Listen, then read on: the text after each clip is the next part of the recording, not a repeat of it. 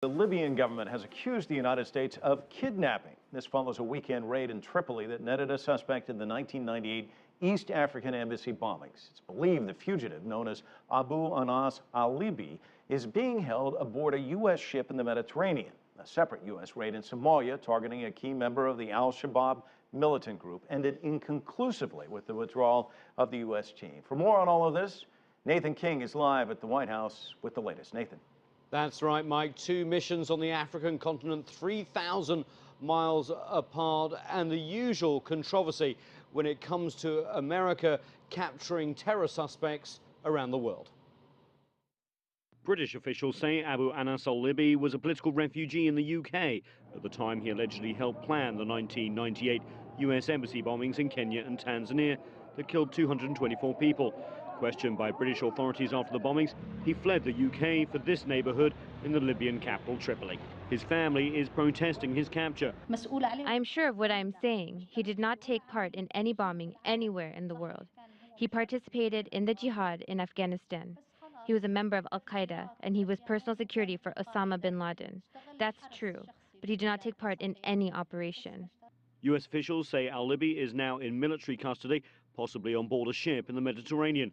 They say he'll be transferred for trial in New York, where he will face terrorism charges. He is a key al-Qaeda figure, and he is a legal and an appropriate target. But the Libyan government says the raid by the US violated their sovereignty. The US said that is not the case, but would not say if they informed Tripoli before al-Libi's capture.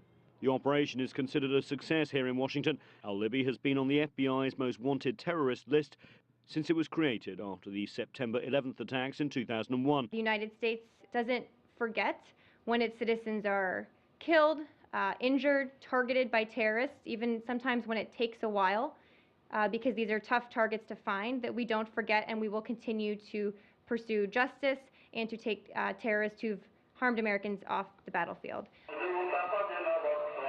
A separate raid 3,000 miles south in Somalia is thought to have targeted a top leader from militant group al-Shabaab. He's known as Ikramah, a Kenyan Somali. That raid, carried out by the same US Navy SEAL team that killed Osama bin Laden, ended without success as US forces withdrew.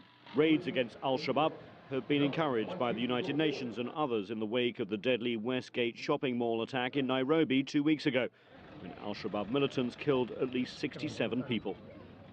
Yeah, late-breaking news, Mike, on that Somalia raid. One of the reasons, apparently, the Navy SEAL team pulled out so quickly is that they saw children in the compound that they were attacking, and they didn't want to take young lives. Perhaps an echo, remember last week was the 20-year anniversary of the American attack on Mogadishu, which killed thousands of civilians, and there were over 18 US servicemen killed, and that tarnished their image in that country, East Africa and the Muslim world, for a long time after. So obviously very careful to pull out there, despite the fact it didn't seem like it was going to succeed. Yeah, these can have severe repercussions. Nathan, with that in mind, will the raid in Tripoli damage relations with Washington? And regarding these two raids, is this a growing pattern of using U.S. Special Forces Navy SEALs teams on the ground to capture fugitives rather than killing them with drones or airstrikes?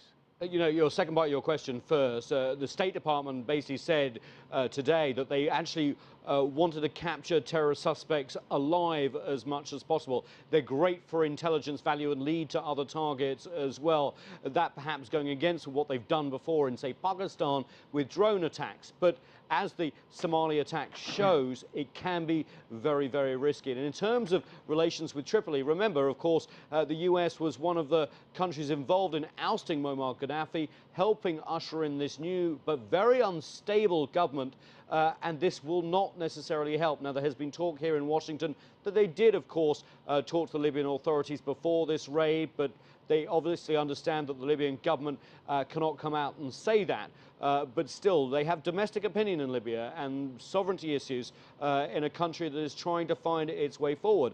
When the US comes in and nabs one of your citizens, of course, there's going to be a backlash. Nathan King live overlooking the White House for us this evening. Thanks so much.